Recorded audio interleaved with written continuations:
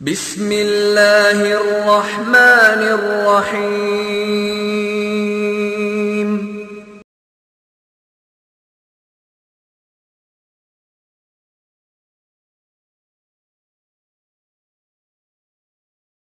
بسم اللہ الرحمن الرحیم۔ الحمد للہ رب العالمین وصلی اللہ علی نبینا محمد وعلی آلہ واصحابہ اجمعین۔ نماز سے پہلے ہم اور آپ اس نقطے پر پہنچے تھے کہ حقیقی مہدی اور محمد بن یوسف جون پوری جنہوں نے مہدی کا دعویٰ کیا تھا، ان دونوں میں کیا فرق ہے، کہ اس میں کچھ بنیادی فرق پائے جا رہے ہیں جگہ کی اور دعوت کی، اور اس ناحیے سے کہ یہ چیز بھی مشکوک ہے کہ آیا وہ اللہ کے رسول صلی اللہ علیہ وسلم خاندان کے ہیں بھی کہ نہیں۔ دیکھیے، کوئی بھی چیز ہو دنیا میں دلیل کی محتاج ہوتی ہے، اور دلیل کے لیے بھی ضروری ہے کہ ایسی دلیل پیش کیا جو دونوں کے نزدیک کیا ہے، قابل قبول ہو۔ یہ نہیں کہ آپ ایسی دلیل پیش کی اس کو آپ مانتے ہیں، نہیں، دلیل ایسی پیش کی جائے جو ہمیں بھی قابل قبول ہو اور آپ کو بھی قابل قبول ہو۔ آپ یہ کہیے کہ بھائی ہم یہ کہتے ہیں، یہ تو کوئی بات ہوئی نہیں، یہ تو کوئی بات ہوئی نہیں۔ وہ تو اس کی وہی مثال ہے کہ یہاں پر ایک لطیفہ چلتا ہے کویت میں خاص طور پر، کہ ایک بیٹا اپنے باپ سے کہتا ہے، ابو جی گائے اڑتی ہے؟ کہا نہیں بیٹا، گائے کیسے اڑے گی؟ کہا نہیں ابو جی گائے اڑتی ہے۔ کہا نہیں بیٹا، کون کہتا ہے گائے اڑتی ہے؟ کہا نہیں ابو جی گائے اڑتی ہے۔ کہا کون کہہ رہا ہے؟ کہا کہ صدام کہہ رہا ہے۔ کہا اگر صدام کہہ رہا ہے تب تو ٹھیک، اڑتی ہے گائے، اس لیے مانے بغیر اب چارہ نہیں ہے۔ تو یہ بات نہیں ہونی چاہیے، بات وہ کی جائے جو عقل بھی تسلیم کرے، لوگ بھی تسلیم کریں، اور وہ دونوں کے فریق کے نزدیک قابل قبول بھی ہو۔ مثال کے طور پر قرآن مجید کی کسی آیت کی تفسیر کے بارے میں اختلاف ہو رہا ہے، آپ یہ کہیں کہ بھائی ہمارے امام صاحب نے بات کہی، یہ تو کوئی دلیل ہوئی نہیں، یہ کوئی دلیل نہیں ہوئی۔ ہم یہ کہیں کہ بھائی ہمارے مولوی صاحب کہتے ہیں، یہ تو کوئی دلیل ہوئی نہیں۔ آخر مسئلے کا حل کہاں سے نکلے گا؟ مسئلے کا حل دو صورت میں نکلے گا، کہ آیا قرآن جس زبان میں نازل ہوا ہے اس زبان میں اس کا معنی اور مفہوم کیا ہے بات صحیح کہ نہیں صحیح ہے؟ ایک چیز۔ دوسری چیز، قرآن جس پر نازل ہوا ہے، جس پر نازل ہوا ہے وہ اس کا معنی اور مفہوم کیا بیان کر رہا ہے کہ نہیں؟ تیسری چیز، قرآن کے جو لوگ ڈائریکٹ مخاطب تھے، جو لوگ ڈائریکٹ مخاطب تھے، کون تھے؟ صحابہ کرام، انہوں نے اس قرآن کا مفہوم کیا سمجھا ہے؟ یہ بات عقل میں آنے والی بات ہے کہ نہیں بات ہے؟ بھائی مثال کے طور پر ایک قرآن کا لفظ شاہد ہے، شاہد ہے کہ نہیں؟ ہم کہتے ہیں اس کا معنی حاضر ہے، آپ کہتے ہیں اس کا معنی حاضر نہیں بلکہ گواہ دینے والا ہے اختلاف بھی نہیں ہے، لیکن اس کا حل کیسے ہوگا؟ بھائی کہیں ہمارے مولوی صاحب نے کہا ہے، ہم کہیں ہمارے مولوی صاحب نے کہا، یہ تو مسئلے کا حل ہوا نہیں ہے۔ مسئلے کا حل کیا ہے کہ ہم یہ دیکھا جائے کہ قرآن عربی مبین کے اندر نازل ہوا ہے، واضح عربی جس کو ہر آدمی سمجھ لے۔ تو ہم یہ دیکھیں کہ لغت میں، ڈکشنری میں اس کا معنی کیا ہے، ایک چیز ہے کہ نہیں؟ دوسری چیز، قرآن کس پر نازل ہوا ہے؟ اللہ کے رسول صلی اللہ علیہ وسلم پر، اور اللہ تعالیٰ لِتُبَيِّنَ لِلنَّاسِ، تاکہ آپ لوگوں کے سامنے بیان کریں۔ تو اللہ کے رسول اس کا معنی کیا بیان کیا ہے کہ نہیں؟ اور تیسری چیز، قرآن ڈائریکٹ میں کن کو، قرآن میں ڈائریکٹ کس کو خطاب کیا گیا ہے؟ صحابہ کرام کو نا۔ تو ان لوگوں نے اس کا کیا مفہوم سمجھا ہے؟ یہ تینوں چیزیں پائی جائیں بھائی، تب تو مسئلے کا حل نکل سکتا ہے، ورنہ نکل نہیں سکتا ہے۔ اور اللہ تبارک و تعالیٰ نے اس کو قرآن میں بڑے واضح طور بیان فرمایا ہے، ذرا غور کریں۔ سورہ نساء میں ارشاد فرماتا ہے، وَمَن يُشَاقِقِ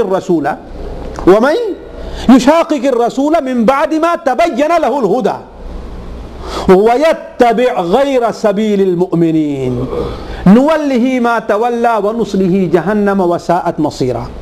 وَمَن يُشَاقِقِ الرَّسُولَ، جو رسول کی نافرمانی کرتا ہے، بعد اس کے کہ ہدایت کا طریقہ واضح ہو گیا، قرآن آ گیا، قرآن پڑھ کر کے سنا دیا گیا، قرآن کا مفہوم بیان کر دیا گیا، وَيَتَّبِعْ غَيْرَ سَبِيلِ الْمُؤْمِنِينَ، اور مومنین کے راہ کے علاوہ کوئی اور راہ اختیار کرتا ہے۔ واللہ آپ لوگوں سے سوال ہے کہ جس وقت یہ آیت نازل ہوئی مومنین کون سے لوگ تھے؟ جی صحابہ کرام تھے نا۔ اس کا مطلب ہے کہ صحابہ کرام کے علاوہ کوئی دوسرا راستہ اختیار کر رہا ہے تو وہ کیا گمراہی ہے کہ نہیں گمراہی ہے؟ تو سوچنے کی بات ہے کہ آخر کسی بھی چیز کے اختلاف کا حل کیا ہے؟ آپ یہ کہیں کہ ہاں بھائی اس حدیث کا مفہوم یہ ہے اور اس میں ان لوگوں نے یہ اضافہ کر، دلیل کیا ہے اس کی؟ دلیل پیش کیجئے، ہے کہ نہیں؟ یہ تو بچوں والا کھیل ہوا کہ بچے آپس میں کھیلتے رہتے ہیں، ہاں کہتا ہمارا، وہ بچہ کہتا ہمارے ابو اچھے ہیں، وہ کہتا ہمارے ابو اچھے، وہ کہتا ہمارے ابو، مسئلہ کوئی حل ہوتا ہے؟ آپس میں مار پیٹ کے اور کوئی نتیجہ نکلتا ہے؟ لیکن جو آدمی آئے گا وہ کہ عجیب بیوقوف ہو تم، بس یہی تو کہے گا نہیں کہے گا؟ تو یہ بچوں کا کھیل ہے، یہ مسئلے کا حل نہیں۔ مسئلے کا حل یہ ہے کہ قرآن جس زبان میں نازل ہوا اس زبان میں اس کا کیا مفہوم نکلتا ہے۔ دوسری چیز، قرآن جس پر نازل ہوا وہ اس کا کیا مفہوم بیان کرتا ہے۔ اس لیے کہ اللہ تعالیٰ نے نبی کریم صلی اللہ علیہ وسلم کا جو وظیفہ بیان کیا ہے قرآن مجید میں، هو الذی بعث فی الامیین رسولا منہم یتلو علیہم آیاتہ ویزکیہم ویعلمہم الکتاب والحکمہ۔ امیوں میں، ان پڑھ لوگوں میں اپنا رسول بھیجا، انہی میں سے جو، دیکھیے پہلا کام قرآن مجید کی آیت کی تلاوت کر دے رہا ہے،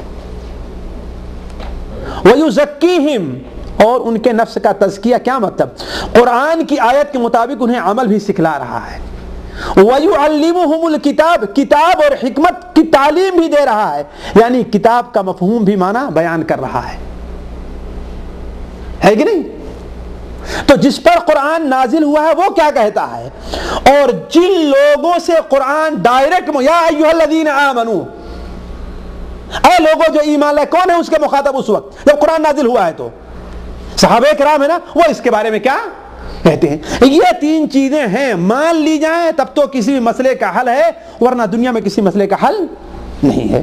اب ہم اس پر آتے ہیں کہ یہ ہمارے بھائی لوگ جو یہ دعویٰ کرتے ہیں کہ ہاں مہدوی فرقہ ہی حق ہے اور اس کے علاوہ سارا فرقہ کیا ہے؟ باطل، بلکہ ان کے اصول جو ہیں، دیکھیے ساتھ خلاصہ ان کی تعلیم کا جو ہم نے سمجھا ہے کیا ہے۔ آپ دیکھیں کہ یہ ساری چیزیں جو ہیں عام مسلمان جو ہیں ان سے مختلف ہے۔ اسی لیے ہم کہتے ہیں کہ جب تک وہ لوگ کسی ایک چیز کو ماننے کے لیے نہ آئے، ہمارا ان کا مسئلہ حل نہیں ہو سکتا، اور انہیں اہل سنت والجماعت کی ایک فرد سمجھا جائے، ایک جماعت، یہ معنی نہیں ہو سکتا ہے۔ کیوں؟ اس لیے کہ انہوں نے جو اصول بنائے ہیں وہ سارے کے سارے غلط ہیں۔ مثال کے طور پر ان کے مسلک کا خلاصہ جو ہم نے سمجھا یہ ہے کہ اللہ تبارک و تعالی مہدی سے بلا واسطہ بات کرتا ہے۔ میرے پاس نوٹ ہے کہ ان کی کس کتاب میں چیز موجود ہے، لیکن میں اختصار کے ساتھ اس لیے کہ اس کا وہ انکار نہیں کرتے، اس کا وہ انکار نہیں کرتے ہیں، لیکن یہ ہے کہ مہدی سے ڈائریکٹ بات کرتا ہے۔ سوال یہ ہے کہ اس کی دلیل کیا ہے؟ مہدی، اللہ تعالیٰ کسی ڈائریکٹ بات کس سے کرتا ہے؟ اللہ کے رسول سے بات کرتا ہے نا، اللہ کے نبی سے بات کرتا ہے نا، یا کسی عام انسان سے بھی اللہ تعالیٰ نے ڈائریکٹ بات کی ہے؟ پوری تاریخ آپ پڑھ لے جائیے، قرآن اور حدیث کہیں ہے اس کا پتہ۔ اب ہر انسان دعویٰ کرے کہ ہاں بھائی اللہ ہم سے بات کرے تو اس کی دو صورت ہوگی۔ ایک صورت یہ ہے کہ اس کا ذہنی توازن خراب ہے، اسے رانچی کے پاگل خانے یا طائف کے پاگل خانے میں بھیج دینا چاہیے، ہے کہ نہیں؟ یا تو یہ ہوگا کہ ہاں وہ جو یہ کہہ رہا ہے کہ ہم سے اللہ کے علاوہ کوئی دوسرا شخص ہے جو اللہ بن کر کے بات کر رہا ہے کہ نہیں؟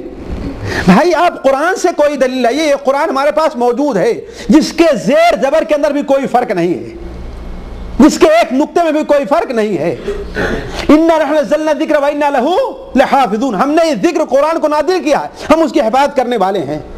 اللہ کے رسول صلی اللہ علیہ وسلم، اس لیے کہ معمولی بات نہیں ہے کہ اللہ کسی سے ڈائریکٹ بات کر رہا ہے۔ کیوں؟ اس لیے کہ اس کے اوپر حرام اور حلال کے بہت بڑے مسائل کھڑے ہو جائیں گے، قرآن کی آیات کو ہی منسوخ کر دیا جائے گا اس کے ذریعے سے، ہے کہ نہیں؟ اللہ کے رسول کی ہزاروں حدیثیں منسوخ کر دی جائے گی نا، تو اس کی دلیل کیا ہے؟ صرف آپ کا دعویٰ اور چلن دلیل تو ہو نہیں سکتا، یہ کیا ہو سکتا ہے؟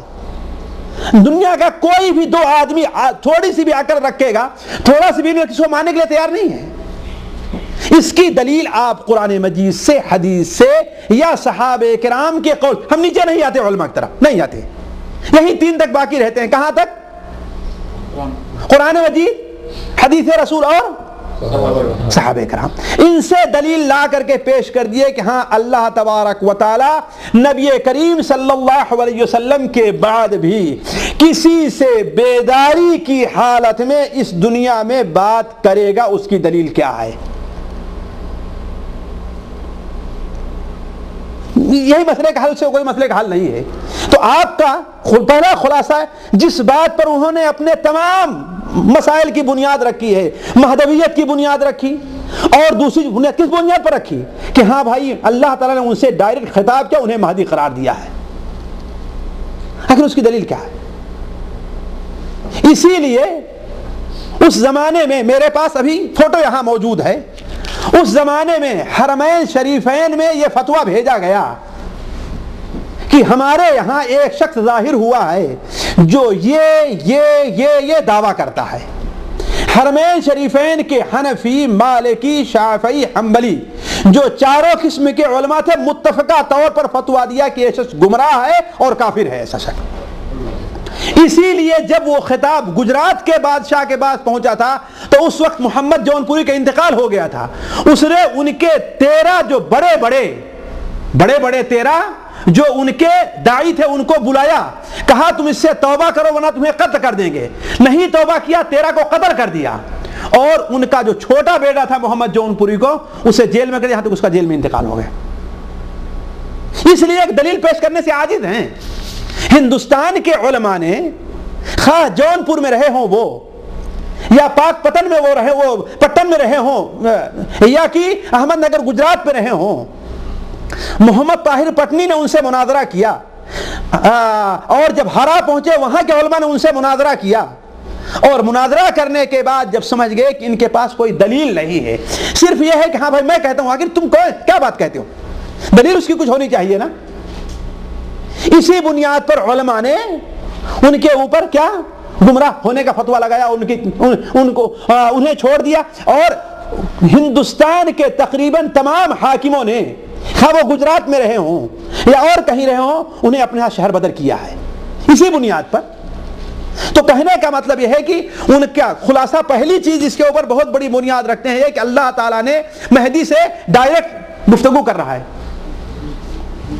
ڈائریکٹ گفتگو کر رہا ہے۔ آخر وجہ کیا ہے؟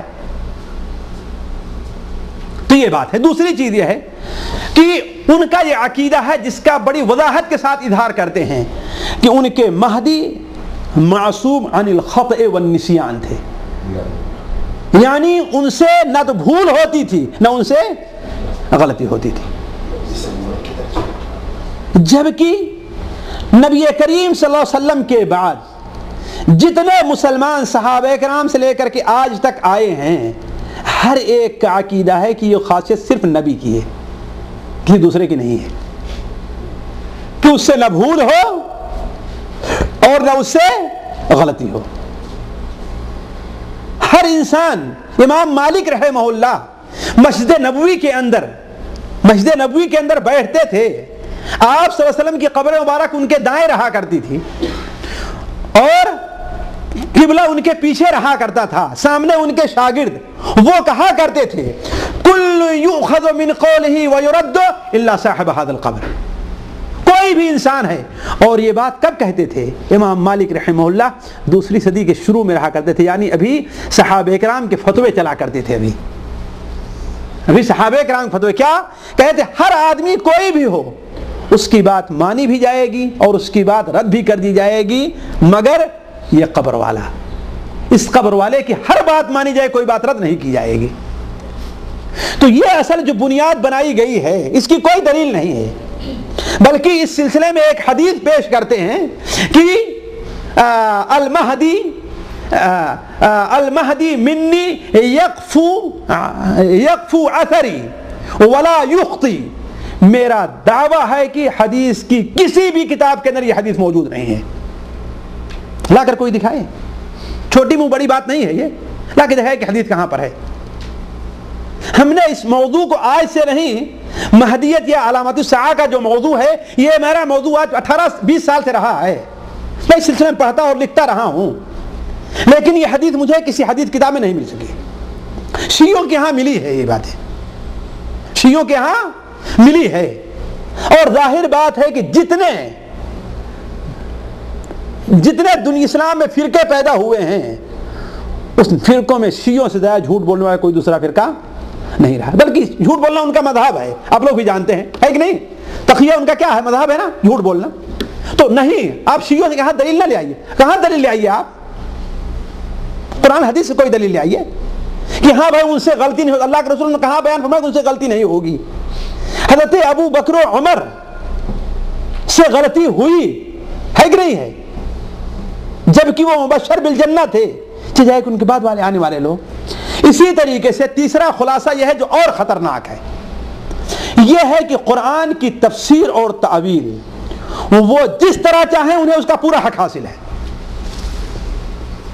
پھر بتائیے واللہ کس عقل میں آنے والی یہ بات ہے کہ یہ حق ابو بکر و عمر کو نہیں ملا، عثمان و علی کو نہیں ملا، ابو حنیفہ امام شافعی کو نہیں ملا، احمد ابن حنبل مالک ابن انس رحمہ اللہ کو نہیں ملا، امام بخاری امام مسلم کو نہیں ملا، کسی صحابی کو نہیں ملا، جیسے چاہے قرآن کی تفسیر کرے، لیکن یہ حق کس کو ملا ہے؟ ان کے عقیدے کے مطابق۔ اس کا مطلب ہے کہ مسئلے کا حل ہونے والا ہے نہیں۔ پہلے یہ دلیل پیش کیجئے کہ یہ حق انہیں کس نے دیا ہے، دلیل ہونی چاہیے نا، یہ حق کی انہیں کس نے یہ حق دیا؟ ہم ماننے کے لیے آپ بات تیار ہیں، آئیے بیٹھتے ہیں ایک ممبر کے اوپر، ایک اسٹیج پر ہم اور آپ بیٹھتے ہیں، آپ لائیے، ہمارے اللہ تعالیٰ ہمیں دو آنکھیں دی ہیں، کس چیز؟ قرآن کی اور سنت کی، لائیے ان دونوں سے ہمیں پیش کیجئے کہ ہاں بھائی قرآن مجید کا حق اللہ کے رسول صلی اللہ علیہ وسلم کو بھی اتنا حق نہیں حاصل تھا جتنا ان کو، بلکہ ان کا یہ عقیدہ ہے، میں شاید آگے آیا تو ذکر کروں گا کہ اللہ کے رسول صلی اللہ علیہ وسلم مقصد صرف قرآن مجید کو پڑھ کر کے سنانا تھا، اس کی تعویل اور تفسیر کرنا کس کا کام تھا؟ محمد جون پوری کا کام تھا۔ سوچیں، نعوذ باللہ من ذلک۔ اسی لیے ہم کہتے ہیں جو لوگ یہ سمجھتے ہیں کہ اہل سنت والجماعت سے صرف اس بارے میں یہ مختلف ہیں، کس بارے میں کہ ہاں بھائی وہ مہدی ان کو مانتے ہیں ہم ان کو مانتے ہیں، یہ بات غلط ہے۔ بعض بنیادی چیزیں ہیں جو اہل سنت والجماعت سے وہ لوگ مختلف ہیں کہ قرآن کی بلکہ علماء نے کندھار کے اندر، کندھار میں جب ان سے مناظرہ کیا تو وہ کہتے کہ آخر تم یہ بات کہاں سے کہہ رہے ہو؟ کہا مجھے اللہ بتا رہا ہے، جی مجھے اللہ بتا رہا ہے۔ بھائی یہ بات تو ہی نہیں کہ تمہیں اللہ بتا رہا ہے، تم نبی ہو، کہاں سے اللہ نے بتایا تمہیں؟ اللہ تم سے بات کرتا ہے کیا ہے؟ تو یہ بات کہ ہاں قرآن مجید کی تعویل اور تفسیر، یہ خلاصہ ہے ان کے مذہب کا کہ تعویل اور تفسیر کا حق صرف ان کو حاصل ہے۔ اسی لیے قرآن مجید کی 18 آیتیں ان لوگوں نے نکالی ہے ان کے قول کے مطابق، جس میں مہدی کی خوشخبری، اور بعد میں تو ترجمے کا اس طریقے سے الٹ پھیر کیا گیا ہے الامان الحفیظ۔ وقت نہیں ہے کہ میں بات کی مثالیں دوں، لیکن یہ ہے کہ اس طریقے سے قرآن میں ساتھ کھلواڑ کیا ان لوگوں نے، اپنے مطلب کی جو تفسیر چاہا، اپنے مطلب کی جو تعویل چاہا اس کو نکال لیا۔ چوتھا ان کا خلاصہ یہ ہے کہ ان کے مہدی خاتم الاولیاء ہیں، جس طرح کہ نبی صلی اللہ علیہ وسلم خاتم الانبیاء ہیں۔ نبی صلی اللہ علیہ وسلم خاتم الانبیاء ہم کہاں سے مانتے ہیں؟ قرآن سے مانتے ہیں کہ نہیں مانتے ہیں؟ اللہ کے رسول حدیث سے مانتے ہیں کہ نہیں مانتے ہیں؟ لیکن خاتم الاولیاء ہم کہاں سے مانیں گے؟ ہے کوئی دلیل قرآن مجید میں؟ ہم حقیقی مہدی جو ہیں ہم مانتے ہیں کہ وہ اللہ کے ولی ہیں، ایک مصلح ہیں، ایک مجدد کی حیثیت سے آئیں گے، لیکن نہ ہم انہیں معصوم عن الخطا مانتے ہیں اور نہ مانتے ہیں کہ ان کے بعد اللہ کوئی ولی پیدا ہی نہیں ہوگا۔ خاتم الاولیاء ہونے کا معنی کیا ہے؟ جس طریقے سے نبی کے بعد اب کوئی نبی آنے والا نہیں ہے، ایسے ولی کے بعد اب کوئی دوسرا ولی، اس کا مطلب اب تک جتنے لوگ پیدا ہو رہے ہیں سارے کے سارے جاہل، اور حالانکہ ہر مسلمان اللہ کا ولی ہے اپنے ایمان، تقوی، صلاح اور دین کے مطابق۔ جی عیسیٰ علیہ السلام آئیں گے۔ دوسری چیز جو سب سے بڑی خطرناک ان کا عقیدہ ہے، ان کے مہدی بعد انبیاء سے بھی افضل ہیں اور مقام و مرتبہ میں نبی صلی اللہ علیہ وسلم کے برابر ہیں۔ ان کے نبی، یہ آپ لوگوں نے جو مجھے کتاب دی اس میں لکھا دیکھا ہوگا، ہم نے نشان لگایا ہے، لیکن بتانا کہ وقت نہیں کہ میں اس تفصیل اس میں لکھا ہے، آپ دیکھ لیں آپ لوگ، ہمارے پاس بھی جو ہے ہم نے اس میں بھی نشان لگا کر کے اس میں رکھا کہ دیکھ کے کریں بعد نبیوں سے، نعوذ باللہ من ذالک۔ جبکہ اہل سنت والجماعت کا عقیدہ کیا ہے؟ امام طحاوی رحمہ اللہ حنفی ہیں، امام طحاوی رحمہ اللہ حنفی ہیں، وہ اپنے عقیدہ طحاویہ میں لکھتے ہیں، امام شافعی رحمہ اللہ اپنی کتاب میں لکھتے ہیں کہ اللہ کے رسول صلی اللہ علیہ وسلم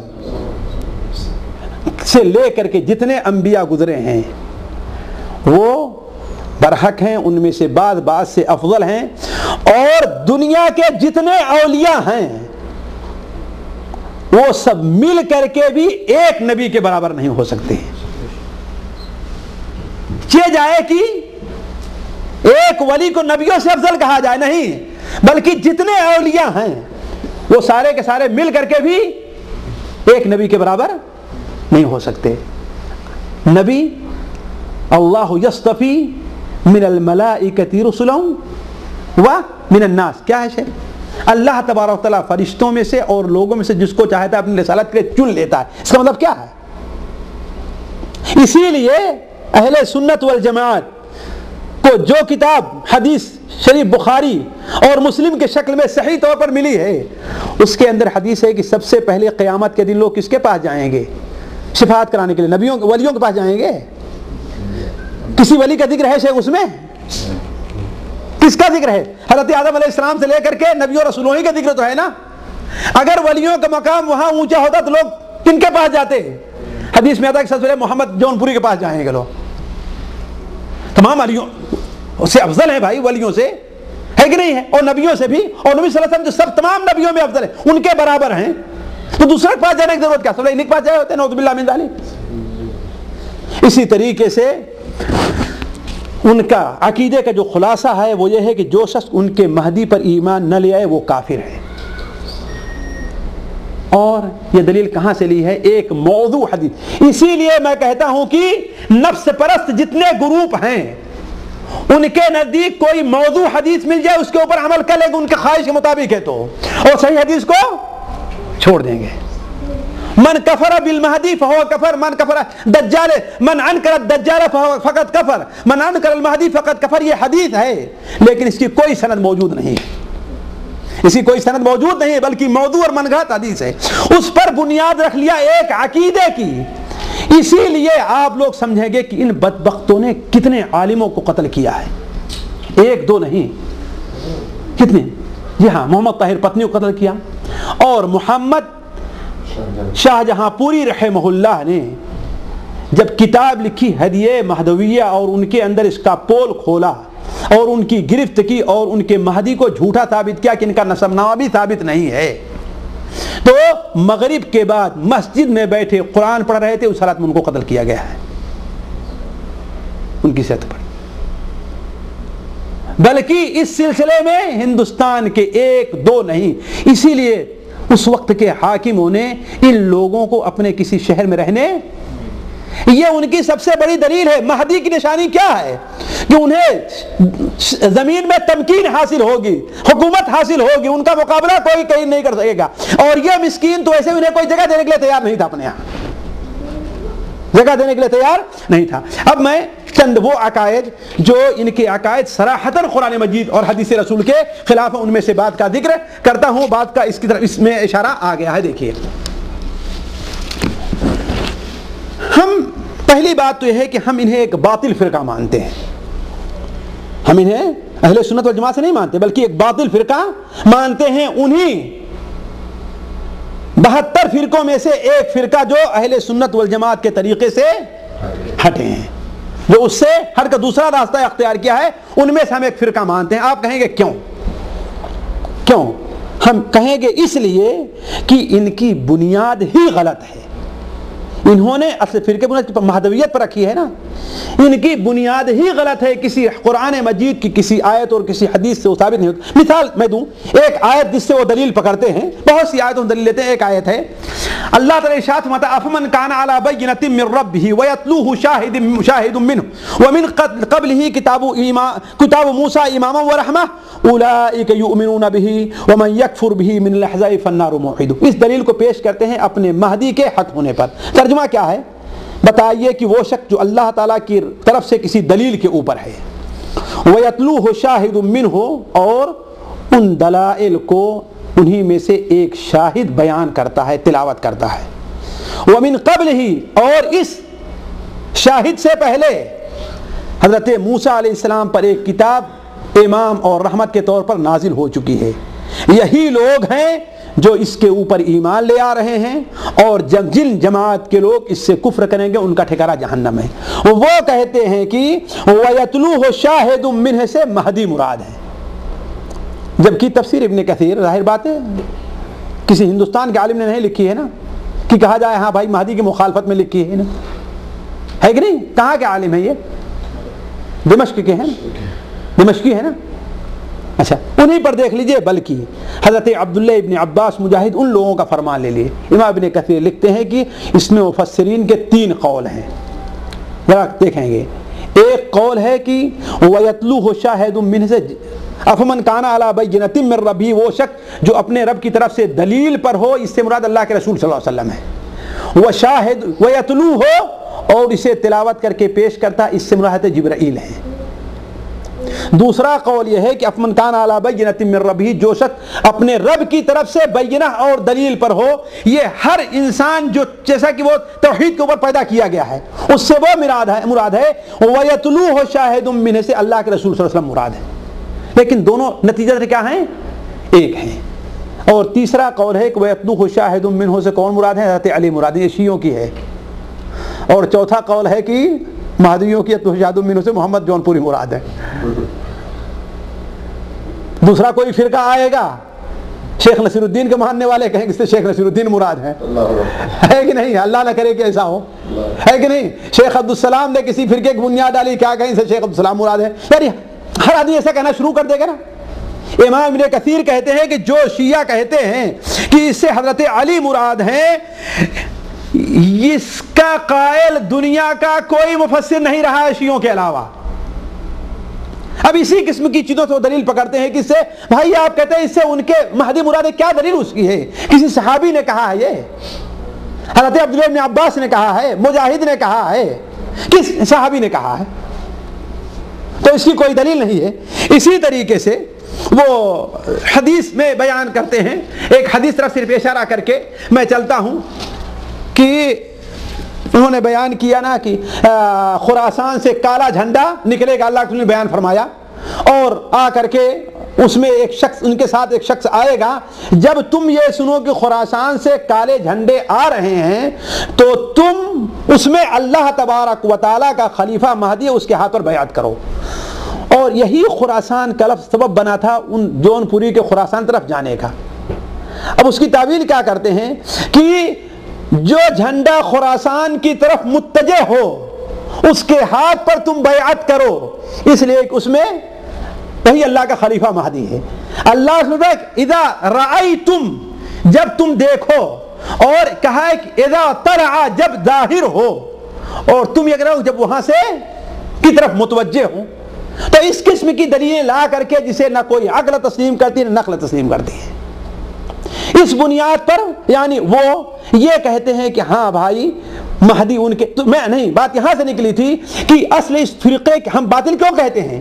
اس لیے کہ اس فرقے کی بنیاد مہدویت پر ہے، اور یہ بنیاد ہی غلط ہے. ان کے محمد جون پوری کے اوپر کسی اعتبار سے نہ قرآن اور حدیث، نہ ان کے خاندان، نہ کسی اعتبار سے ان کے جو حالات رہے ہیں مہدی ان کے اوپر صادق نہیں آتے. دوسری چیز یہ ہے کہ ان کا ایک عقیدہ یہ ہے جس کے اوپر رکھا ہے، بلکہ 7 اصول جو ہیں ان میں سے ایک اصول یہ ہے کہ ہر انسان کے مسلمان کے لیے ضروری کہ اللہ تعالیٰ کا دیدار کرے، ضروری ہے. میں تھوڑی سی وضاحت کرتا ہوں کیا عقیدہ ہے. آپ لوگ جو پڑھے ہوں گے ان کی کتابیں، ان میں یہ چیز پائی جا رہی ہے کہ ہر مسلمان کے لیے ضروری ہے کہ اللہ تعالیٰ کا دیدار کرے. سب سے اعلیٰ مقام یہ ہے کہ دیدار کرے ان آنکھوں سے، زندگی میں، دنیا میں، ہے کہ نہیں؟ دوسرا مقام یہ ہے کہ اگر یہ نہیں دستا تو دل کی آنکھوں سے دیکھے. تیسرا یہ ہے کہ وہ خواب میں دیکھے. اگر تینوں طرح کوئی بھی شخص اللہ تبارک و تعالیٰ کا دیدار نہیں کرتا ہے تو وَمَنْ كَانَ فِي هَذِهِ أَعْمَىٰ فَهُوَ فِي الْآخِرَةِ أَعْمَىٰ وَأَضَلُّ سَبِيلًا.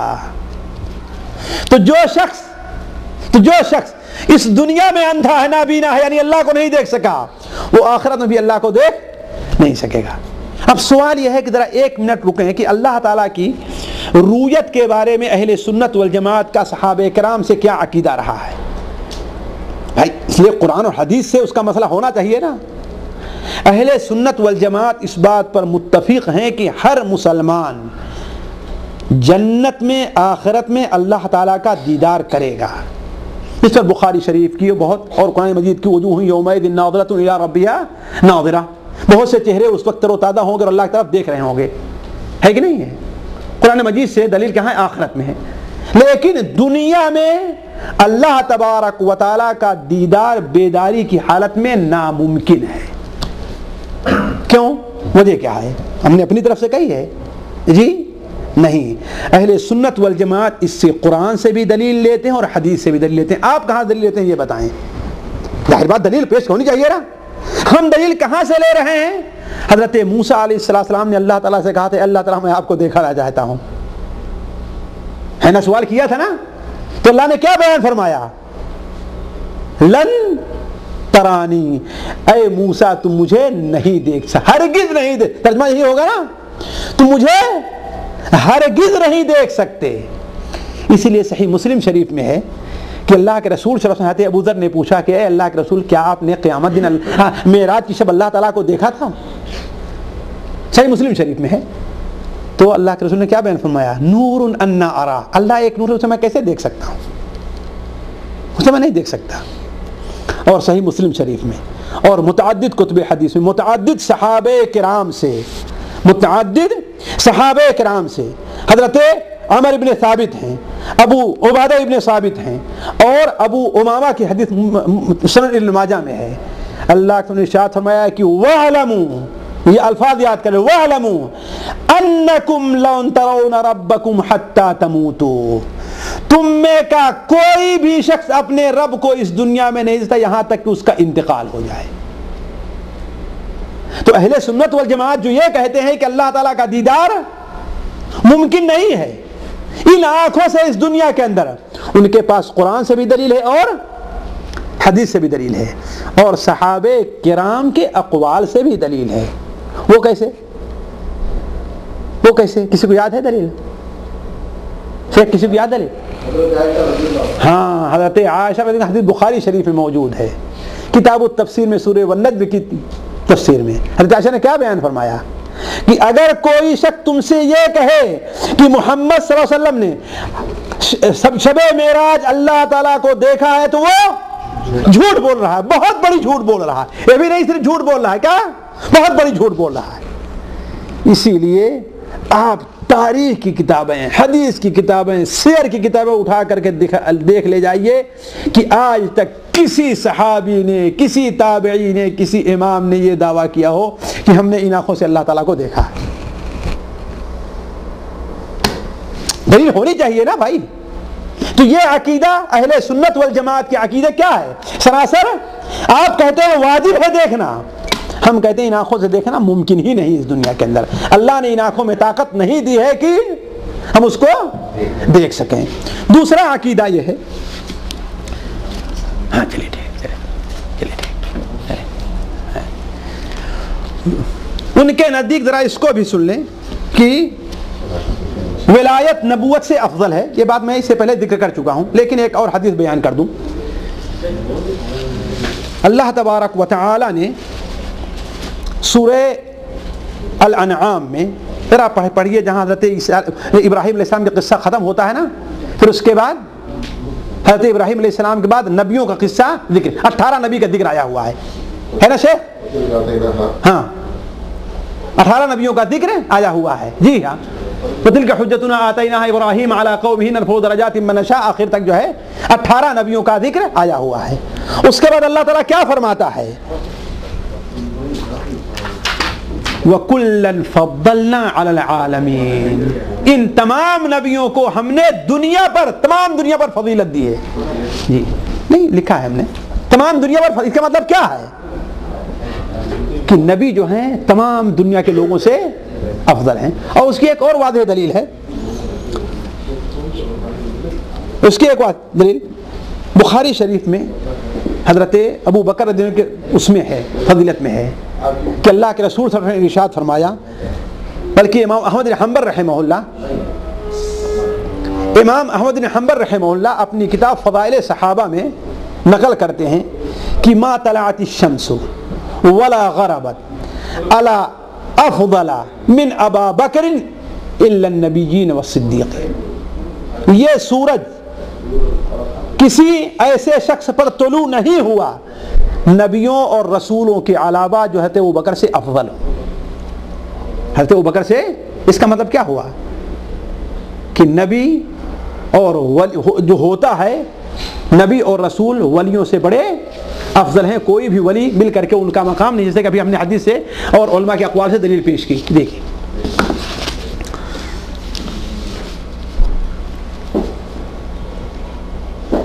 ان کا ایک عقیدہ جو ہے یہ بھی ہے کہ ابھی ہم نے ذکر کیا کہ حضرت ابوبکر و عمر سے بھی وہ افضل ہیں.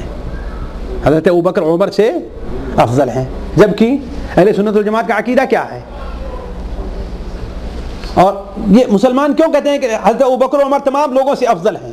وجہ کیا ہے اس کی؟ اللہ کے رسول قرآن مجید کے اندر جو ہے بڑی وضاحت کے ساتھ، ابھی جیسے ایک حدیث رکھی ہم نے نا، بلکہ حضرت علی رضی اللہ تعالیٰ عنہ صحیح بخاری شریف میں ہے کہ حضرت علی رضی اللہ بیان فرمایا کہ تمہیں بتاؤں میں کہ نبیوں کے بعد سب سے افضل کون ہے؟ ابو بکر ہے. اور تمہیں بتاؤں میں نبی اور ابو بکر کے بعد سب سے افضل کون ہے؟ حضرت عمر ہیں. اسی لیے حضرت امام ذہبی رحمہ اللہ بیان فرماتے ہیں کہ یہ قول حضرت علی سے متواتر ثابت ہے. اللہ کی لعنت ہو شیعوں کے اوپر، کتنے بڑے جھوٹے اور ملعون یہ لوگ ہیں کہ اس بات کو چھپاتے ہیں. تو حضرت ابوبکر و عمر سے افضل ان کے مہدی ہو جائیں، یہ کیسی ہے؟ کیا کسی حدیث میں ثابت ہے کہ ہاں بھائی یہ مہدی جو ہے وہ، میں آپ لوگوں سے عرض کیا نا کہ جو باطل فرقے ہوتے ہیں ان کی دلیل کیا ہے؟ ہوا اور نفس پرستی ہے. ان کے دل کو جو چیز بھا جائے وہ غلط ہے یا صحیح ہے.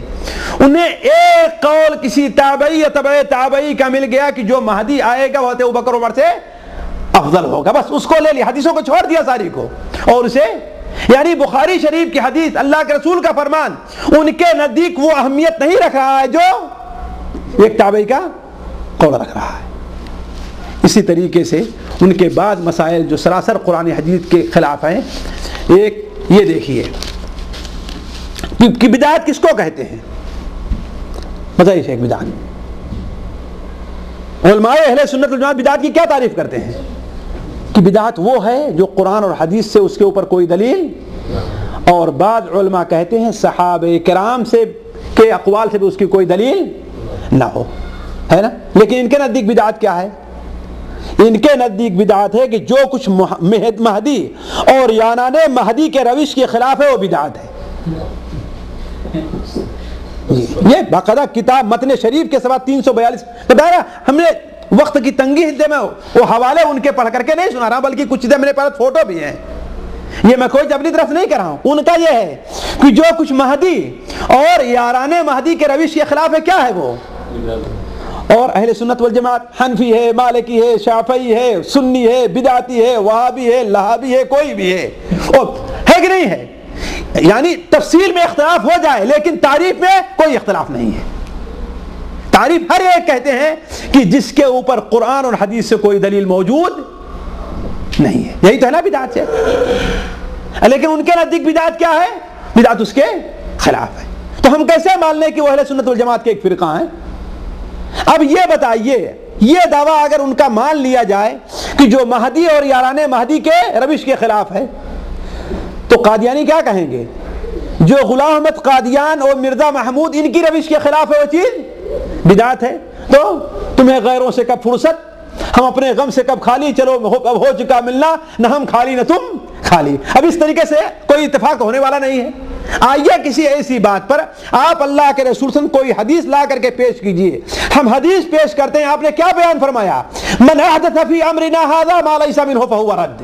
جس نے ہمارے اس دین کے اندر کوئی ایسی چیز ایجاد کی جو اس میں نہیں ہے، کیا ہے وہ؟ مردود ہے. اور جب آپ چھوڑ کر گئے تو دین کیا چیز تھا؟ قرآن اور حدیث کی اور کوئی چیز موجود تھی. آپ نے بیان فرمایا ہمارے بعد جو زندہ رہے گا وہ سخت اختلاف دیکھے گا, اس لیے تم میری سنت کو لازم پکڑنا اور خلفائے راشدین کی سنت کو لازم پکڑنا ہے کہ نہیں ہے.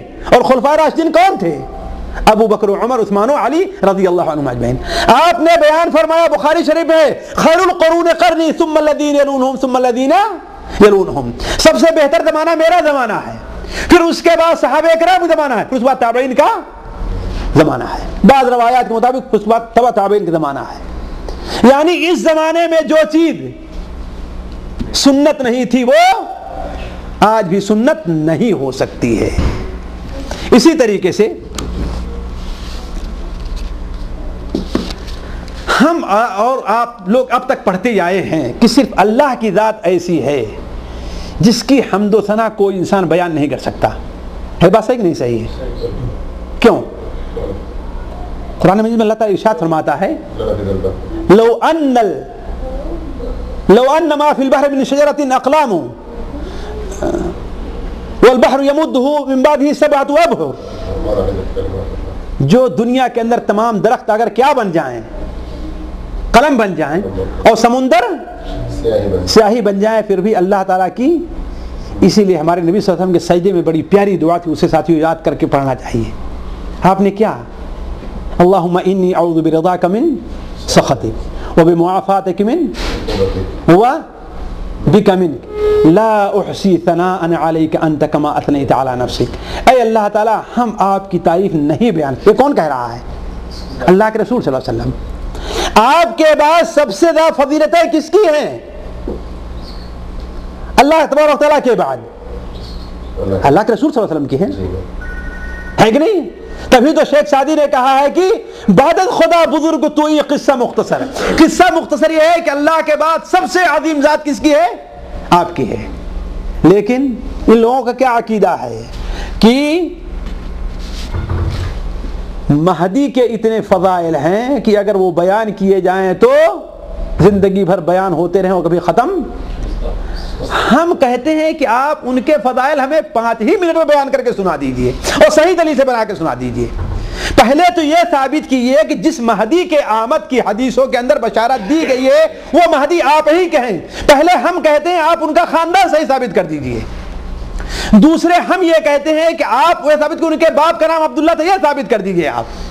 تیسرے یہ ثابت کر دیجئے کہ ہاں اللہ کے رسول صلی اللہ علیہ وسلم نے جس مہدی کے آنے کی دعوت دی تھی اس مہدی کا ظہور ہندوستان سے بھی ہوگا. اور اس میں کیا تماشا رچتے ہیں جانتے ہیں؟ بعض ضعیف اور موضوع حدیثوں میں یہ آیا ہوا ہے کہ مہدی کی پیدائش ہوگی اس گاؤں میں جس کا نام کرعہ ہوگا. کیا ہوگا؟ کرعہ. کرعہ کافر عین اور ہے. تو ایک ان کے عبد الحکیم صاحب لال بھجکڑ ہیں، ہے کہ نہیں ہے؟ وہ مثل مشہور ہے نا، لال بھجکڑ بوجھ گئے اور نہ بوجھا کوئی، پاؤں میں چکی باندھ کے ہرن نکودا ہوئے. سمجھے کہ کسی گاؤں میں سے ہاتھی رات کو گزر گیا. ظاہر بات بڑے بڑے پیر تھے ہاتھی. تو اب گاؤں والے اٹھتے ہیں، اتنا بڑا پیر دیکھتے کہتے ہیں کہ کون سا جانور ہے. تو ایک بڑے علامہ ان کے لال بھجکڑ صاحب تھے، ان کو بلا کے لائے، کہے لال بھجکڑ ہی بتا پائیں گے کہ یہ کیا ہے، کوئی دوسرا نہیں بتا پائے گا. تو انہوں نے کیا کہا کہ ہاں تمہیں نہیں معلوم ہے کہ رات میں ہرن نے اپنے پیر میں چکی باندھ کر کے کودتا ہوا یہاں سے گیا ہوا ہے. تو لال بھجکڑ بوجھ گئے اور نہ بوجھا کوئی، پاؤں میں چکی باندھ کے ہرن نکودا ہوئے. تو ان میں ایک لال بھجکڑ مولوی عبد الحکیم صاحب گزرے ہیں. وہ کیا کہتے ہیں؟ اصل میں کرعہ کے معنی عربی زبان میں کچھ نہیں ہوتا ہے. یہ غلطی ہوئی ہے مفسرین سے. یہ دیکھیے یہ مفسرین سے کیا ہوئی ہے؟ محدثین سے غلطی ہوئی ہے. کتنے دنوں کے بعد؟ 1000 سال کے بعد یہ صاحب پیدا ہوئے اور اب تک محدثین نے اس کو سمجھا نہیں ہے. حالانکہ کرعہ عربی کا مشہور لفظ ہے. کرعہ کرعہ یا کرعہ میں کیا ہوتا ہے؟ پانی کو اٹھا کے چلو سے پینا ہے نا، کرعہ ہے کہ نہیں؟ کہتے ہیں اصل میں یہ کرہا ہے، کرعہ نہیں ہے. اور کرہا بنارس کے قریب جو ہے کوئی گاؤں ہے. یہاں سے لا کر کے دیکھیے ثابت کیا ہے. تو اس طرح کوئی سوچنے کی بات ہے. اس طرح کہے کہ ہاں اس کا مطلب ہے کہ ہندوستان کے اندر پیدا ہوئے ہیں. یہ کوئی دلیل ہے ماننے کی؟ پہلے آپ ثابت کہ حدیث میں کرہا کا لفظ آیا ہے، وہ تو کرہا کا لفظ ہے، وہ بھی موضوع حدیث ہے. اسی لیے تو کہتا ہوں آپ اس کو ہمیشہ ذہن میں رکھیں، جتنے باطل فرقے ہیں ان کی بنیاد ہوا پرستی پر ہوتی ہے. ان کے سامنے قرآن حدیث سے لاکھ دلیل پیش کرے آپ ماننے کے لیے تیار نہیں ہیں. اور ان کے سامنے اگر ایک بات ایسی مل جائے موضوع حدیث میں کہیں بھی جو ان کے مطلب کے، تو اس کو لے کر کے اڑ کھڑے ہوتے ہیں، ہے کہ نہیں؟ تو ہم یہ کہتے ہیں 5 ہی منٹ میں آپ یہ ثابت کیا کہ ان کے کتنے فضائل ہیں، زندگی کو تو چھوڑ دیجیے. اسی طریقے سے ساتھیوں یہ بتائیے کہ دنیا میں کون سی ایسی ذات ہے جس کو نہ کسی نے جنا ہے نہ اس نے کسی کو جنا ہے؟ اللہ تعالیٰ کے ہیں. حالانکہ بریلویوں نے بھی، بدعاتیوں نے بھی، صوفیوں نے بھی لاکھ برائیوں کے باوجود یہ نہیں کہتے کہ اللہ کے رسول کسی نے نہیں جنا ہے کہ نہیں؟ یہ کہتے ہیں کہ آپ نور تھے، مانتے ہیں لیکن پیدا کہاں سے ہوئے ہیں؟ آمنہ کے پیٹ، مانتے ہیں نا. لیکن یہ لوگ اپنے مہدی کے بارے میں یہ دعویٰ کرتے ہیں کہ نہ ان کو کسی نے جنا نہ انہوں نے کسی کو جنا ہے.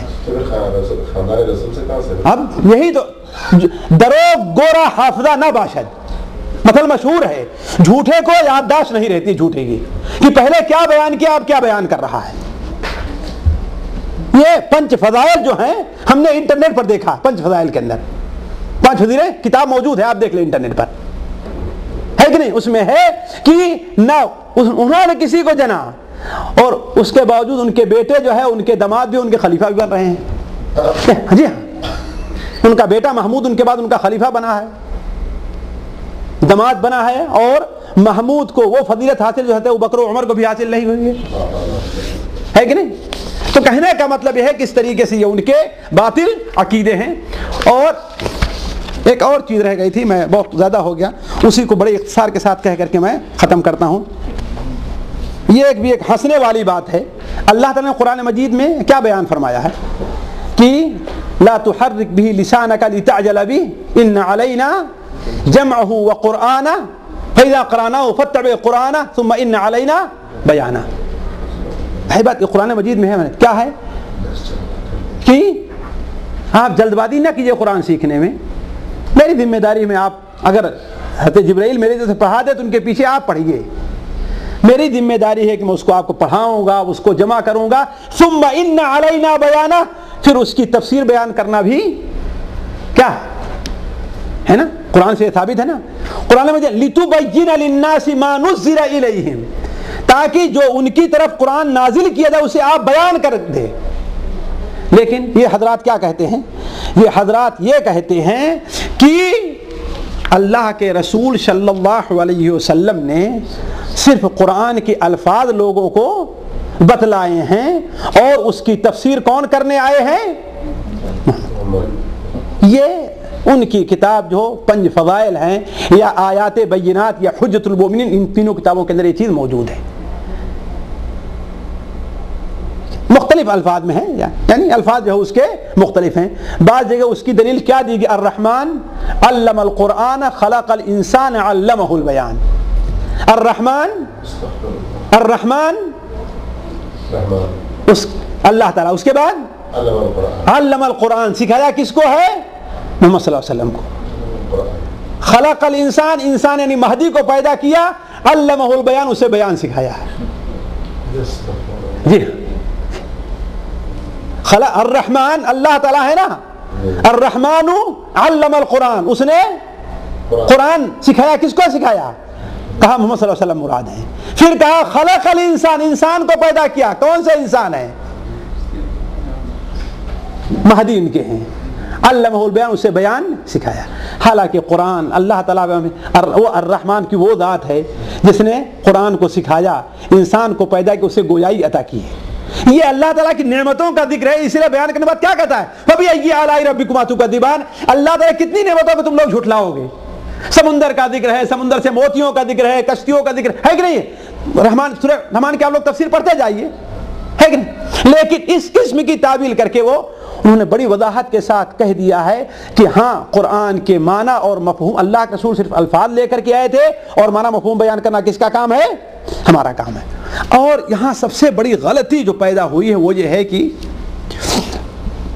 ان کی بعض کتابوں کے اندر ہم نے پڑھا، بلکہ یہ کتاب جو لوگ دی اس کے اندر بھی اس کا حوالہ دیا ہوا ہے شواہد الولایہ کے نام سے، شواہد الولایہ کے نام سے اس کا حوالہ دیا ہے کہ وہ لوگوں کو دینی تعلیم حاصل کرنے سے منع کرتے تھے کہ تم لوگ علم حاصل نہ کرو، اگر علم حاصل کرو گے تو کیا ہے؟ گمراہ ہو جاؤ گے۔ اور اس کی دلیل کیا دیتے ہیں؟ کہتے ہیں دیکھو ہمارے حضرت جو ہے اس لیے منع کر رہے تھے کہ ایک آدمی ڈاکٹر کے پاس جاتا ہے تو ڈاکٹر اسے کہتا ہے دیکھو تم یہ اور یہ کھانا نہ کھانا یہاں تک تم صحت یاب ہو جاؤ، اور جب صحت یاب ہو جاؤ گے تو کوئی بھی کھانا کھاؤ کوئی بات نہیں ہے۔ اسی طریقے سے ہمارے امام صاحب لوگوں کو شروع میں تعلیم حاصل کرنے سے کیا ہے؟ منع کرتے تھے، اور جب تمہارا دل صاف ہو جائے یعنی مہدویت کو قبول کر لو پھر اس کے بعد چاہے جو تعلیم حاصل کرنا چاہو حاصل کرو۔ یہ تو وہی مثال ہوئی نا جو ہم نے آپ لوگوں سے بتایا تھا کہ بھیمبندی کے اندر ایک بریلوی مولوی تقریر کر رہا تھا اور کہتے خدا کا شکر ہے کہ تم لوگ جاہل ہو، خدا کا شکر ہے کہ تم لوگ کیوں بھائی؟ کہا کہ اگر عالم ہوتے سارے کے سارے وہابی بن جاتی سب کے سب۔ یہ زلفی میں ہمارے یہاں کیسٹ آئی لوگوں نے سنا اور مجھے بتایا، یہی حال یہ ہے کہ یہ کیا کہہ رہے ہیں؟ لوگوں کو تعلیم حاصل کرنے سے منع کر رہے ہیں، اور کہہ رہے ہیں جب تک انسان ظاہری علم سے بالکل عاری نہیں ہو جائے گا اس وقت تک حقیقت تک نہیں پہنچ سکتا ہے۔ یہ سب سے بڑی دلیل ہے اس فرقے کے باطل ہونے کی۔ اس لیے قرآن مجید کیا کہتا ہے؟ وما يعقلها الا العالمون، قرآن مجید کو عالم لوگ ہی سمجھ سکتے ہیں، ہے کہ نہیں؟ قرآن مجید میں صرف جو زیادتی کی دعا کی گئی کس چیز کی؟ صرف علم کی۔ وقل رب زدنی علما، اے اللہ ہمیں علم زیادہ کر دے۔ اور اللہ کے رسول نے کیا فرمایا ہے؟ علم کا حاصل کرنا ہر مسلمان کے اوپر فرض ہے۔ اور یہ کیا کہہ رہے ہیں؟ علم کو حاصل نہ کرو، اگر علم کو حاصل کرو گے تو کیا ہے؟ گمراہی بات ہے۔ تمہاری سمجھ میں آ جائے گا کہ ہاں جو آپ دعویٰ پیش کریں وہ غلط اور جھوٹ ہے، لہذا لوگوں کو دور رکھا کہ ہاں علم حاصل نہ کرو۔ اس قسم کے ساتھیوں ایک نہیں دو نہیں، اگر یہی جو کتابیں موجود ہیں یا ہم نے جو چند کتابیں ان کی دیکھا ہے، اگر ان سے اس قسم کے جو ہے بے عقلی کی باتیں لے کر پیش کی جائیں یا قرآن حدیث سے جو مخالف باتیں ان کو لے کر پیش کی جائیں تو ایک بڑا دفتر پورا ہو جائے گا۔ خلاصہ یہ ہے کہ یہ فرقہ کیا ہے؟ باطل فرقہ ہے۔ اس فرقے کی بنیاد اس بات پر ہے کہ ہاں مہدی محمد جونپوری مہدی موعود ہیں، جو دعویٰ باطل ہے۔ اس فرقے کی بنیاد ہوا پرستی پر ہے، اور اس فرقے کی بنیاد مہدی کے بارے میں غلو کرنے پر ہے۔ اس فرقے کے نزدیک قرآن مجید کا جو مفہوم مہدی بیان کر دیں وہی صحیح ہے، اس کے علاوہ کوئی دوسرا مفہوم صحیح نہیں ہے۔ حضرت عبداللہ ابن عباس کی تفسیر نہیں مانی جائے گی، حضرت علی کی تفسیر نہیں مانی جائے گی، عثمان و عمر کی تفسیر نہیں مانی، کس کی تفسیر مانی جائے گی؟ مہدی۔ اور ظاہر بات ہے یہ چیز کیا ہے؟ غلط ہے۔ اللہ تعالیٰ سے دعا کرنی چاہیے کہ اللہ تعالیٰ ہمیں اور آپ کو ان باطل افکار سے، باطل عقائد سے اللہ تعالیٰ ہمیں اور آپ کو محفوظ رکھے۔ اللہ تعالیٰ ہر مسلمان کو صحیح سمجھ عطا فرمائے، اللہ تعالیٰ ہر مسلمان کو سیدھے راستے پر لے کر کے چلے، اور نبی کریم صلی اللہ علیہ وسلم و صحابہ کرام کا راستہ جو رہا اس کے اوپر ہمیں چلنے کی توفیق عطا فرمائے۔ سبحانک اللہم و بحمدک، اشہد ان لا الہ الا انت، استغفرک و اتوب الیک۔ اگر کوئی سوال ہے تو؟ سوال یہ ہے کہ لوگ اس کا بارے میں، دین کے بارے میں نہیں جانتے ہیں، وہ ایسے ہی اس کو مان کے دعوت تبلیغ کا کام کر رہے ہیں۔ جب ان کو بلایا جائے کہ آئے بات کریں اس کے بارے میں، کچھ ہم ڈسکشن کر کے اپنا ثبوت پیش کریں، ہم اپنا ثبوت پیش کریں گے، آپ حق پر ہے ہم حق پر ہے، تو وہ لوگ نہیں آ رہے، پھر بھی اپنا یہ کام کرتے جا رہے ہیں، ان کے بارے میں آپ کو کیا بولیں گے؟ بھائی دیکھیے، ان کے بارے میں میں یہی کہوں گا جو اللہ تعالیٰ ارشاد فرماتا ہے۔ اللہ تعالیٰ فرماتا ہے سورہ قصص کے اندر، فَإِن لَّمْ يَسْتَجِيبُوا لَكَ فَاعْلَمْ أَنَّمَا يَتَّبِعُونَ أَهْوَاءَهُمْ وَمَنْ أَضَلُّ مِمَّنِ اتَّبَعَ هَوَاهُ بِغَيْرِ هُدًى مِّنَ اللَّهِ إِنَّ اللَّهَ لَا يَهْدِي الْقَوْمَ الظَّالِمِينَ۔ اگر وہ آپ کی اتباع نہ کریں، آپ کی بات نہ مانیں، تو آپ یہ سمجھ لیں کہ وہ حق نہیں چاہتے، وہ نفس کی پیروی چاہتے ہیں۔ اب وہ لوگ قرآن اور حدیث کی طرف نہ آئیں، صحابہ کرام کے منہج کی طرف نہ آئیں۔ اللہ کے رسول صلی اللہ علیہ وسلم نے 3 عصر کو خیر القرون قرار دیا ہے۔ علماء کہتے ہیں کیوں؟ کہا اس لیے کہ اس زمانے میں بدعات کم تھی اور سنت کا زور ہے نا۔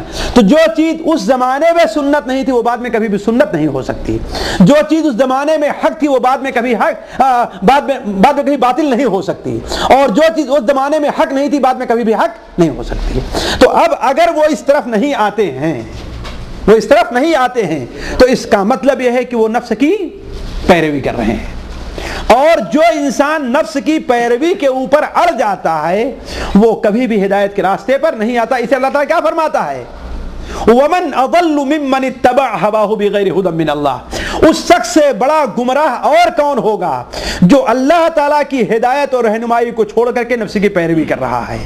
ایسے لوگ ظالم ہیں، ان اللہ لا یہدی القوم الظالمین، اللہ تعالیٰ ظالم قوموں کو بھی ہدایت نہیں دیتا ہے۔ تو ایسے لوگوں کو اللہ تعالیٰ سے ڈرنا چاہیے۔ ایسے لوگوں کو میرا یہ پیغام ہے کہ وہ یاد کریں کہ دنیا کی زندگی بڑی معمولی زندگی ہے، دنیا کی زندگی بہت محدود زندگی ہے۔ اصل زندگی ایک مسلمان کے عقیدے کے مطابق اس کے بعد شروع ہونے والی ہے، اصل زندگی اس کے بعد شروع ہونے والی ہے۔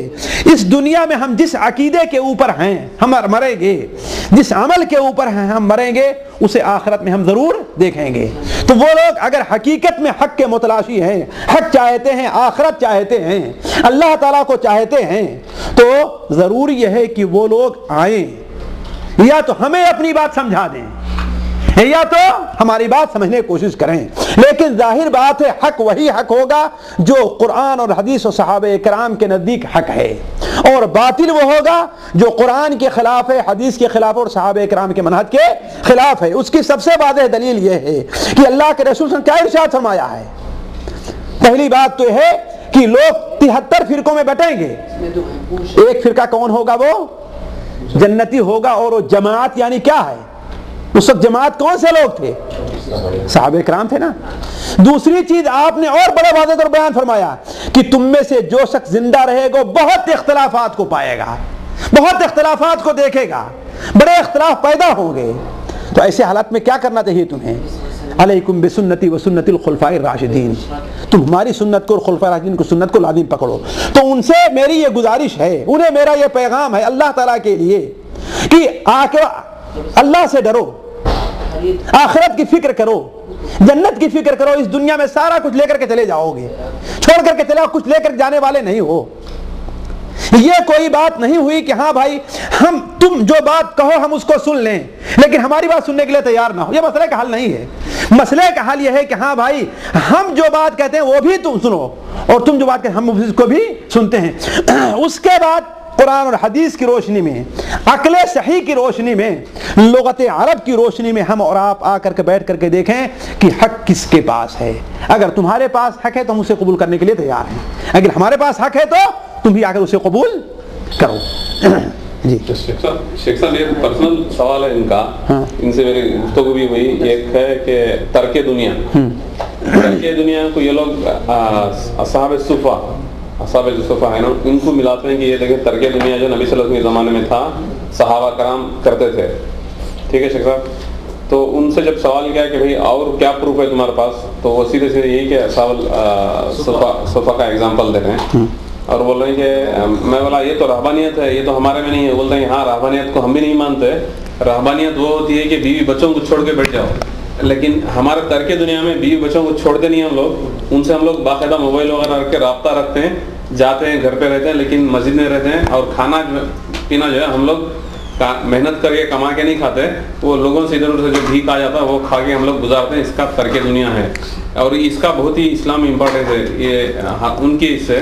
تو اگر ہمارے اس میں کچھ ہے تو بتائیں سر۔ صحیح، دیکھیں وہ اصل میں ہم نے جو آپ سے کہا تھا نا کہ ان کے جو یہ 7 اصول ہیں، 7 اصول ہیں، ہجرت ہے، ترک دنیا ہے، صحبت صالحین جو ہے، ایک الگ موضوع ہے گفتگو کرنے کے لیے، اس لیے کہ 7 اصول ہیں، وہ ایک لمبا ایک وقت چاہتا ہے، لیکن اختصار کے ساتھ میں آپ سے ایک سوال یہ کرتا ہوں، ان سے ایک بات سوال کیجئے کہ آپ یہ تو صحیح کہہ رہے ہیں، لیکن کیا آپ لوگوں کا رویہ یہی ہے؟ آپ لوگوں نے دنیا چھوڑ دی ہے؟ کہ دنیا کے پیچھے دوڑے پڑ رہے ہیں اور لاکھوں اور کروڑوں آپ لوگوں نے جمع کر رکھا ہے. نہیں وہ بندہ جو ترک دنیا کیا ہے اس سے ہماری فون پہ بھی آدھا گھنٹہ بات ہوئی. محمد رفیع کچھ نام ہے. نہیں محمد رفیع ہے وہ بندہ, وہ جو اچھے خاصا کوئی گورنمنٹ جاب میں تھا, وہ بھی جاب چھوڑ دیا ابھی. اب کیونکہ مسجد میں کونے میں پڑا ہوا ہے, بیوی بچوں سے رکھا ہوا ہے, بات چیت. بالکل صحیح ہے, بالکل صحیح ہے. لیکن سوال یہ ہے کہ اصحاب صفہ کون لوگ تھے پہلے؟ اگر وہ حدیث اور قرآن کو مانتا ہے تو اس کی طرف اسے آنا چاہیے. اصحاب صفہ کی تعریف میں حدیثوں کے اندر جو کچھ آیا ہوا ہے اور ان کی تعریف میں وہ یہ ہے کہ یہ وہ لوگ تھے جن کا کہیں گھر نہیں تھا. دیکھیے, جن کا کہیں گھر نہیں تھا اور غریب لوگ تھے. اسی لیے جو اصحاب صفہ میں قادر ہو جاتا, شادی کر لیتا تو اپنے گھر رہنا شروع کر دیتا تھا, ہے نا. ایک چیز. دوسری چیز یہ ہے کہ اصحاب صفہ اللہ کے رسول صلی اللہ علیہ وسلم سے تعلیم حاصل کرنے کے لیے وہاں پر بیٹھے ہوئے تھے, چونکہ ان کے پاس کوئی گھر وغیرہ تھے اللہ کے رسول انہیں رکھے. ایک چیز. دوسری چیز, وہ جو ہے جب اللہ کے رسول جہاد پہ آتے تو آپ کے ساتھ جہاد پہ جایا کرتے تھے, اور جہاد پہ نہ جاتے تو وہ لوگ جنگلوں میں جا کر کے لکڑیاں کاٹ کے لایا کرتے تھے اور غریبوں میں, ذرا سوچیں, خود بھی کھاتے تھے اور غریبوں کو بھی کھلاتے تھے. ایک چیز. دوسری چیز ہے کہ مجھے یہ بتائیں کہ قرآن اور حدیث کی روح سے اصحاب صفہ افضل تھے یا کہ ابو بکر و عمر, عثمان و علی, عبد الرحمن ابن عوف اور سعد و سعید افضل تھے؟ جی ظاہر ابو بکر صدیق رضی اللہ عنہ, عمر رضی اللہ عنہ وہ افضل تھے. کہتے ابو بکر صدیق تجارت کرتے کہ نہیں تجارت کرتے تھے؟ معلوم یہ ہوا کہ اصحاب صفہ کا جو معنی تم لے رہے ہو یہ تمہاری ناسمجھی ہے. یعنی ایک الزامی جواب میں دے رہا ہوں. بتائیے, حضرت عبد الرحمن ابن عوف انہی لوگوں میں تھے, بخاری شریف وغیرہ حدیث مطابق اللہ نے رسول نے انہیں جنت کی خوشخبری دے دی. ہے بات صحیح کہ نہیں صحیح ہے؟ لیکن ان کے پاس کتنا مال تھا؟ حضرت عثمان غنی رضی اللہ تعالیٰ عنہ, شبہ ہے کہ وہ جنتی تھے؟ کوئی شبہ ہے ان کے جنتی ہونے میں؟ بتائیے. اگر شبہ ہے جس کا مطلب بخاری اور مسلم کوئی حدیث صحیح نہیں ہے کہ نہیں؟ پھر اللہ کے رسول نے جنت خوشخبری دی کہ نہیں دی؟ اور غزوہ بدر کے غزوہ تبوک کے موقع پر کتنا مال خرچ کیا تھا انہوں نے؟ 1900 تو صرف اونٹ لا کر کے دیا تھا, اور باقی دوسرے سامان دینار و درہم کی بات کیا ہے. ایک بار 1000 دینار لے کر کے آئے, اللہ کے رسول کے جھولی میں دامن میں ڈال دیا. آپ نے کیا بیان فرمایا؟ آپ اسے ایسے حرکت دیتے تھے اور کہتے ما ضر عثمان, عثمان اس کے بعد جو کچھ بھی عمل کریں انہیں کوئی نقصان پہنچانے والا نہیں ہے عمل. حضرت ابوبکر صدیق رضی اللہ عنہ خلیفہ ہو گئے تھے, اس کے بعد حضرت عمر نے دیکھا کہ کہاں جا رہے ہیں, اپنے جانوروں کو چارہ دینے اور اس کے لیے جا رہے ہیں. تو عمر نے کہا خلیفۃ المسلمین کہاں جا رہے ہیں آپ؟ کہا ظاہر بات اپنے بچوں کے لیے کھانے پینے کا انتظام کرنا ہے, کھانے پینے کا انتظام کرنا ہے. تو حضرت عمر نے کہا کہ ایسا نہیں ہوگا, اب آپ خلیفۃ المسلمین ہیں, مسلمانوں کے کام کے لیے فارغ ہو جائیے, بیت المال سے آپ کا وظیفہ متعین کر دیا جا رہا. تو یہ بتائیے کہ قرآن اور حدیث کے عمل یہ عمل خلاف ہے کہ موافق ہے؟ ہم نے ایک ترک دنیا اصل کیا ہے؟ اولا تو ترک دنیا کہیں بھی حدیث اور قرآن میں لے آئے کوئی بھی, پھر ترک دنیا کو ترک کر دینے کا. زہد کا لفظ آیا ہے, لیکن زہد کا معنی کیا ہے؟ سجو غلط سمجھ. زہد کی تعریف علماء یہ کہتے ہیں کہ دنیا کی کسی چیز سے تمہیں محبت نہیں ہو, اللہ تعالیٰ سے محبت ہو. مال تمہارے پاس لاکھوں ہے لیکن مال تمہارے ہاتھ اور جیب میں ہو, تمہارے دل میں مال نہیں ہونا چاہیے. یہ ہے زہد, اور اسلام اس زہد کی تعلیم دیتا ہے, اور صحابہ اکرام اسی زہد کے اوپر عامل تھے. حضرت عبد الرحمن بن عوف کی سیرت میں آتا ہے, عبد الرحمن بن عوف کی سیرت میں آتا ہے کہ حضرت عائشہ رضی اللہ تعالی عنہا ایک بار اپنے گھر میں موجود تھیں, زور کا ایک شور سنتی ہیں, پورا مدینہ منورہ گونج گیا. پوچھا یہ کیا ہے؟ کہا کہ 100 یا 300 اونٹ, میں بھول رہا ہوں, 100 یا 300 اونٹوں پر قافلہ, تجارتی قافلہ شام سے آیا ہے جس میں عبد الرحمن بن عوف کا سامان ہے. ذرا سوچیں 100 یا 300 اونٹوں پر سامان معمولی نہیں ہوگا. حضرت عائشہ نے کہا کہ اللہ تعالیٰ رحم کرے عبد الرحمن بن عوف کے اوپر, ہم نے اللہ کے رسول صلی اللہ علیہ وسلم سنا ہے کہ وہ اپنے گھٹنوں کے بل چل کر کے جنت میں جائیں گے. گھٹنوں بل مانا یہ نہیں تھا, یہ ہے کہ یعنی انہیں جنت میں جانے میں تھوڑی سی تاخیر ہوگی، یہ نہیں کہ گھٹنے کے بل چلیں گے، نہیں۔ حضرت عبد الرحمن ابن عوف کو یہ خبر ملی کہ مائی عائشہ یہ کہہ رہی ہیں، کہا کہ مائی عائشہ یہ کہہ رہی ہیں؟ انہوں نے کہا کہ اگر اللہ مجھے طاقت دے تو میں اپنے پیروں پہ چل کے جنت پہ جاؤں گا، اور اسی وقت اپنی جگہ پر کھڑے کھڑے 300 اونٹوں سے لدا ہوا جو کھانا تھا اللہ تعالیٰ کے راستے میں صدقہ کر دیا۔ تو زہد یہ ہے ساتھیوں کہ مال ہاتھ میں ہو لیکن دل میں مال، جیب میں ہے مال لیکن دل میں مال نہیں ہے۔ زہد یہ نہیں ہے کہ انسان دنیا چھوڑ کر کے نکل جائے، یہ تو صوفیوں کا، بیراگیوں کا، یہ ہندوستان کے یہ پنڈتوں کا یہ زہد ہے، یہ مسلمانوں کا زہد نہیں۔ اللہ کے رسول نے اس کی تعلیم نہیں دی ہے۔ یہ لوگ جب یہ بات کہتے ہیں تو اللہ کے رسول کے ہزاروں حدیثوں کو کیوں بھول جاتے ہیں؟ سنن ابو داؤد کے اندر ہے کہ ایک شخص اللہ کے رسول کی خدمت میں حاضر ہوا مانگنے کے لیے، آپ صلی اللہ علیہ وسلم نے اسے دیکھا بڑا تندرست ہے، اسے کہا یہ کیا کر رہے ہو؟ کہا اللہ کے رسول کھانے کے لیے۔ کہا تمہارے گھر میں کوئی چیز نہیں ہے؟ کہا کچھ نہیں۔ کہا کچھ ہے؟ کہا ہاں کچھ نہیں، پتہ نہیں جا کر کے ایک چادر یا کیا لے کر کے آیا۔ اللہ کے رسول صلی اللہ علیہ وسلم اسے نیلام کیا، نیلام کرنے کے بعد کسی نے 1 درہم کا، اگر مجھ سے بھول نہیں 1 درہم کا خریدا۔ آپ صلی اللہ علیہ وسلم نے اسے کہا جاؤ نصف درہم کا کھانا لو اور اپنے ہاں سے کیا ہے وہ کوئی اس سے زیادہ دینے والا ہے، ہاں 2 درہم، اچھا 2 درہم میں، تو 1 درہم کا کہا کھانا لو اور جا کر کے اپنے گھر میں بچوں کو دے دو، اور 1 درہم کی اس کے لیے کلہاڑی اللہ کے رسول نے خریدی اور اس میں اپنے دستے مبارک سے لکڑی فٹ کیا، ہوتی ہے کلہڑی میں لکڑی ہوتی نا، لکڑی فٹ کیا اور کہا جاؤ مجھ سے 1 ہفتہ یا 10 دن تک مجھے دکھائی نہیں دینا، جاؤ لکڑیاں کاٹ کر کے لے آؤ۔ آخر اس حدیث کو کیوں بھول جاتے ہیں؟ سوچنے کی بات ہے۔ یہ تو وہی بات ہوئی جو ہم نے وہ کہا کہ وہ شخص کہتا ہے کیا قرآن مجید کی ساری آیت پر میں ہی عمل کر لوں گا، ایک پر میں عمل کر دوسرے پر تم عمل کر لو، تو لو اللہ کے رسول کی ساری حدیثیں۔ ہم کہا کہتے ہیں کہ دنیا سے محبت ہونی چاہیے، نہیں، الدنیا ملعون ملعونۃ ملعون ما فیہا، دنیا ملعون ہے اور ہر چیز جو دنیا میں ہے وہ ملعون ہے، الا ذکر اللہ، مگر اللہ کا ذکر ہے، اور وہ چیز جو اللہ کے ذکر کے اوپر معاون ثابت ہو، ہے کہ نہیں ہے؟ یہ ہے اصل زہد۔ ہم اس زہد کی تعلیم دیتے ہیں جی۔ تو صحابہ صفہ سے یہ دلیل پکڑنا کہ وہ لوگ بیٹھے تھے بیکار تھے، یہ بالکل جھوٹ بات ہے، بالکل غلط ہے، نہیں، وہ لوگ محنت کرتے، جا کے لکڑیاں کاٹ کے لے آیا کرتے تھے، غریبوں یتیموں بیواؤں پر تقسیم کیا کرتے تھے۔ پڑھیے ان کی سیرت کو، آپ کو معلوم ہو جائے گا۔